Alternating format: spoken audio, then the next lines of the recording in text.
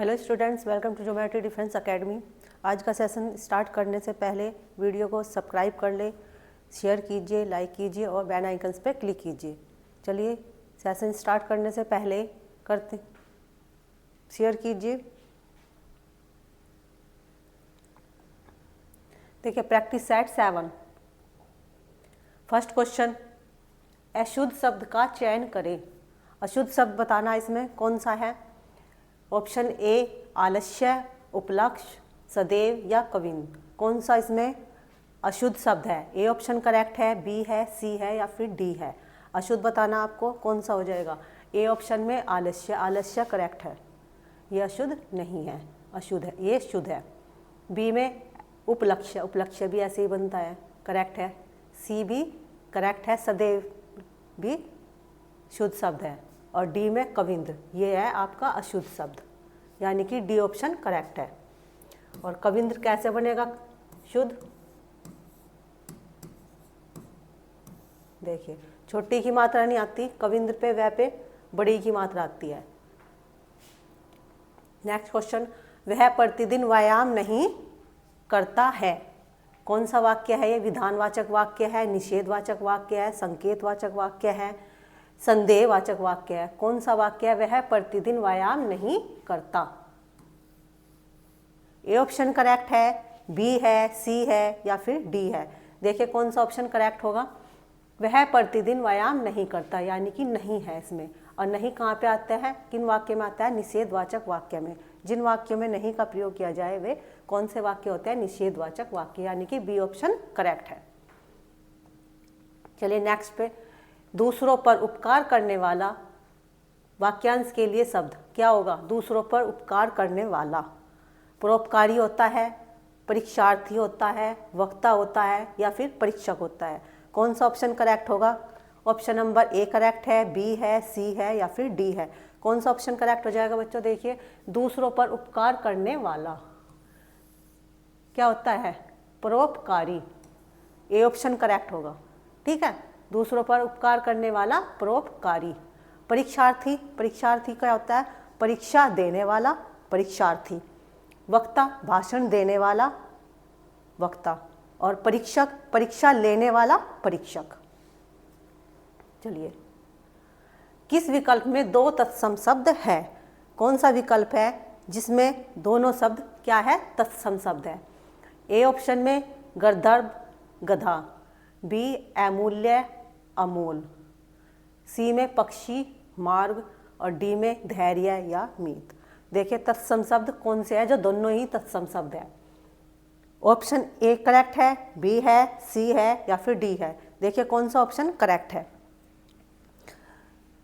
Option number A में गर्दभ यानी गधा, ये तत्सम है और ये तद्भव है, ठीक है, ये नहीं हो सकता। बी में अमूल्य और अनमोल। कौन सा ऑप्शन करेक्ट हो जाएगा, अमूल्य और अनमोल। इसमें भी एक तत्सम है, एक तद्भव है, इसलिए ये भी रॉन्ग है।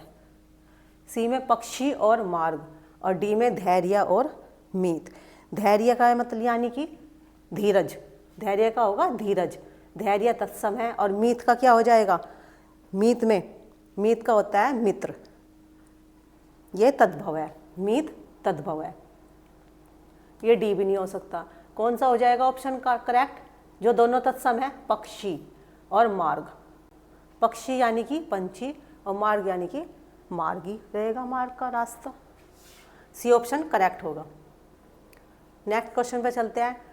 लुहार शब्द का स्त्रीलिंग है। लुहार शब्द का स्त्रीलिंग क्या है, लुहार पुल्लिंग है और इसका स्त्रीलिंग बताना।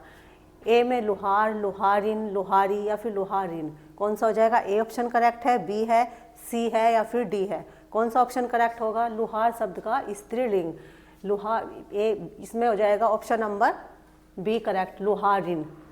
लुहार का स्त्रीलिंग शब्द क्या हो जाएगा, लुहारिन। नेक्स्ट क्वेश्चन पे देखिए, जिस भी पेरेंट्स को अपने बच्चों को हॉस्टल के थ्रू कोचिंग करानी है, आरएमएस, ऑल इंडिया सैनिक, यूपी सैनिक, और कंप्लीट इन्फॉर्मेशन के लिए आप इस कॉन्टैक्ट नंबर पे कॉल कर सकते हैं और एडमिशन स्टार्ट हो चुके हैं। चलिए नेक्स्ट क्वेश्चन पे, क्वेश्चन नंबर 6, दुर्गम शब्द में उपसर्ग है। दुर्गम शब्द में उपसर्ग, क्या उपसर्ग हो जाएगा? दुर्गम शब्द में उपसर्ग है दूर, ये है दूर, ये दुर है, इसमें नीचे हलंत लगाइए रह में। सी में दुर्ग या फिर दूर्स। दुर्गम का क्या हो जाएगा? इसका मूल शब्द निकालना है, क्योंकि उपसर्ग और मूल पे प्रत्यय निकालते हैं, इनके मूल शब्द अलग निकालते हैं हम, तब पता लगेगा कि उपसर्ग क्या। उपसर्ग होता है शुरू का। दुर्गम, दुर यानी कि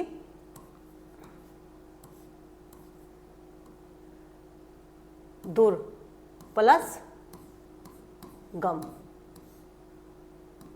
दूर प्लस गम, दुर्गम। तो कौन सा हो जाएगा इसमें? ऑप्शन नंबर बी करेक्ट होगा। दुर ये मूल शब्द है, गम अपने आप में इसका अर्थ है। शुद्ध वाक्य छाटिए। ऑप्शन नंबर ए, मैंने आम नामक फल खाया। बी, चारों बेटा का नाम बताओ। सी, लड़कों पाठ पढ़ रहे थे। डी, उसकी माताजी काशी गई है। कौन सा ऑप्शन करेक्ट, कौन सा इसमें ऑप्शन करेक्ट है? वाक्य जो शुद्ध है, मैंने आम नामक फल खाया। ए में मैंने आम खाया, ये नामक फल की कोई नहीं थी इसमें, इसलिए यह अशुद्ध है। A option wrong. बी में चारों बेटा का नाम बताओ, चारों बेटों के नाम बताओ, शुद्ध में ये होता, यानी कि बी भी रोंग है। लड़कों पाठ पढ़ रहे थे, लड़के पाठ पढ़ रहे थे, लड़कों की नहीं, लड़के, ठीक है, बहुत सारे यहाँ पे लड़के नहीं, लड़कों, लड़कों नहीं होता, लड़के, लड़के पाठ पढ़ रहे थे, यानी कि सी भी रोंग है, अशुद्ध है। उसकी माताजी काशी गई है, शुद्ध वाक्य है। क्वेश्चन नंबर कौन सा हो जाएगा? ऑप्शन नंबर डी करेक्ट होगा। चलिए नेक्स्ट क्वेश्चन पे चलते हैं।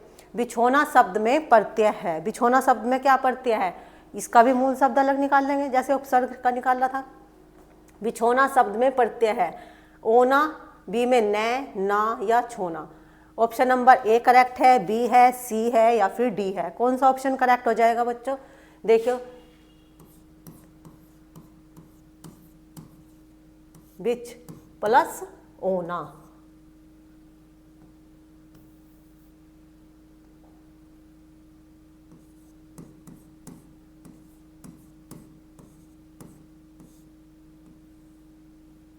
क्या हो जाएगा? बीच प्लस ओना, और ये मूल शब्द है और ये इसका प्रत्यय है बाद का, ठीक है। तो ऑप्शन नंबर कौन सा करेक्ट होगा बच्चों? ए ऑप्शन करेक्ट होगा, ओना।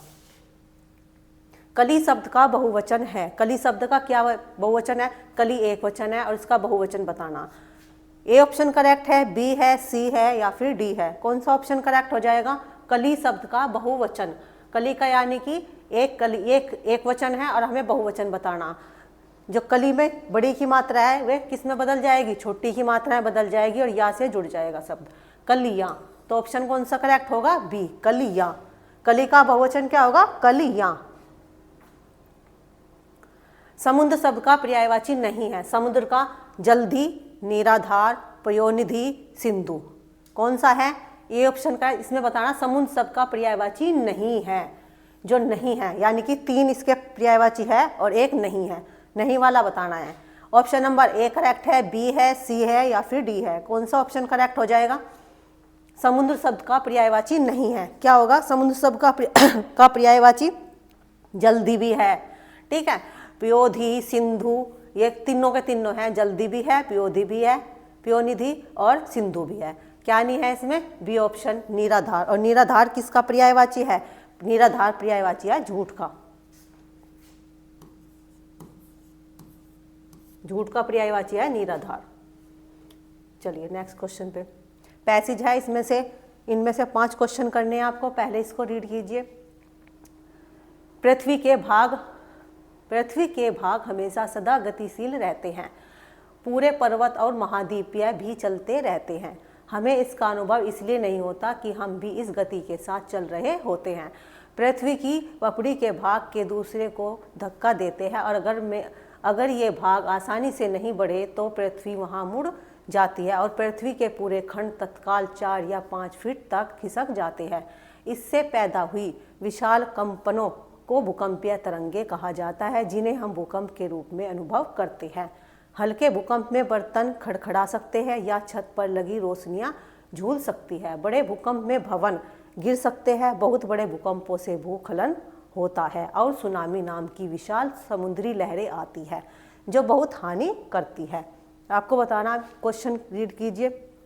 क्वेश्चन नंबर 11, हमें महाद्वीपों की गति का अनुभव क्यों नहीं होता? ठीक है, पैसेज पढ़ लिया आपने अच्छे से। अब इनके क्वेश्चन इसी में से ही है। केवल पृथ्वी के कुछ भाग गति करते हैं, ए ऑप्शन में। बी में वे बहुत कम चाल से चलते हैं, सी ऑप्शन। हम भी उन्हीं के साथ चल रहे होते हैं, और डी ऑप्शन, वे तभी चलते हैं जब हम सोए होते हैं। ठीक है, देखिए अब कौन सा हो जाएगा इसमें ऑप्शन करेक्ट। एक ऑप्शन करेक्ट है, बी है, सी है या फिर डी है। हमें महाद्वीपों की गति का अनुभव क्यों नहीं होता? क्योंकि क्या करते हैं, हम भी उन्हीं के साथ चल रहे होते हैं, कि हम भी इस गति के साथ चल रहे होते हैं। दे रखा पैसेज में, हम भी उन्हीं के साथ चल रहे होते हैं, यानी कि ऑप्शन नंबर कौन सा करेक्ट होगा बच्चों? सी ऑप्शन करेक्ट होगा। चलिए नेक्स्ट क्वेश्चन पे देखें। लाइव क्लासेस से भी आप अपनी प्रिपरेशन कर सकते हैं। RIMC, RMS, ऑल इंडिया सैनिक, यूपी सैनिक। कंप्लीट इंफॉर्मेशन के लिए आप इस कॉन्टैक्ट नंबर पे कॉल कर सकते हैं। देखिए नेक्स्ट क्वेश्चन में, जब धरती के तल पर भूकंपीय तरंगों का अनुभव होता है तो इसे कहते हैं, क्या कहते हैं बच्चों? ऑप्शन नंबर ए भूकंप, बी भूभंश, सी महाद्वीपीय गति या फिर भूस्खलन। जब धरती के तल पर भूकंपीय तरंगों का अनुभव होता है तो इसे क्या कहते हैं? हमें इसका अनुभव इसलिए नहीं होता कि हम भी इस गति के साथ चल रहे होते हैं। पृथ्वी के भाग को धक्का लगता, अगर भाग आसानी से नहीं बढ़े तो पृथ्वी का मुड़ जाता है।